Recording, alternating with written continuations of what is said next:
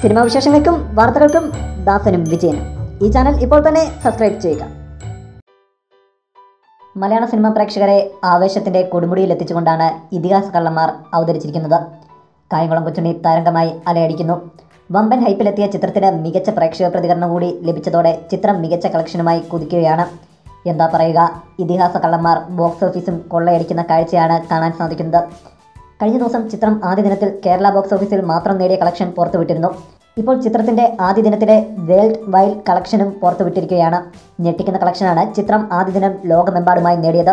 9,54,00,000 ചിത്രം ആദ്യ ദിനം ബോക്സ് ഓഫീസിൽ ലോകമെമ്പാടുമായി നേടിയത്.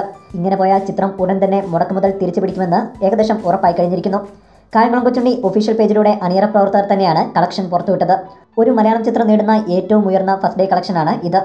ഇങ്ങനെ പോയാൽ ചിത്രം 100 കോടി ക്ലബ്ബിൽ പുഷ്പം പോലെ ഇടം പിടിക്കുമെന്ന് ഉറപ്പായി കഴിഞ്ഞിരിക്കുന്നു. പുലിമുരുകനും എബ്രഹാമിൻ്റെ സന്തതികളും എല്ലാം തീർത്ത റെക്കോർഡുകൾ കായംകുളം കൊച്ചുണ്ണി മറികടക്കുമെന്ന് ഏകദേശം ഉറപ്പായി കഴിഞ്ഞിരിക്കുന്നു. എന്താണെങ്കിലും ഉയർന്ന ബഡ്ജറ്റിൽ എത്തിയ ചിത്രം ലാഭം കണ്ടെത്തിയാൽ മലയാളത്തിൽ പ്രഖ്യാപിച്ച മറ്റ് ബിഗ് ബഡ്ജറ്റ് ചിത്രങ്ങൾക്കും ഇത് പകരുന്ന ഊർജ്ജം ചെറുതൊന്നുമല്ല. കാത്തിരിക്കാം 100 കോടിയും 200 കോടിയും കടന്ന് കായംകുളം കൊച്ചുണ്ണി ബോക്സ് ഓഫീസിൽ കുതിക്കുന്ന കാഴ്ചയ്ക്കായി. കൂടുതൽ സിനിമാ വിശേഷങ്ങൾക്കും വാർത്തകൾക്കും ദാസനും വിജയനും ഈ ചാനൽ ഇപ്പോൾ തന്നെ സബ്സ്ക്രൈബ് ചെയ്യുക. വീഡിയോ ഇഷ്ടപ്പെട്ടെങ്കിൽ like, share, comment. Thank you.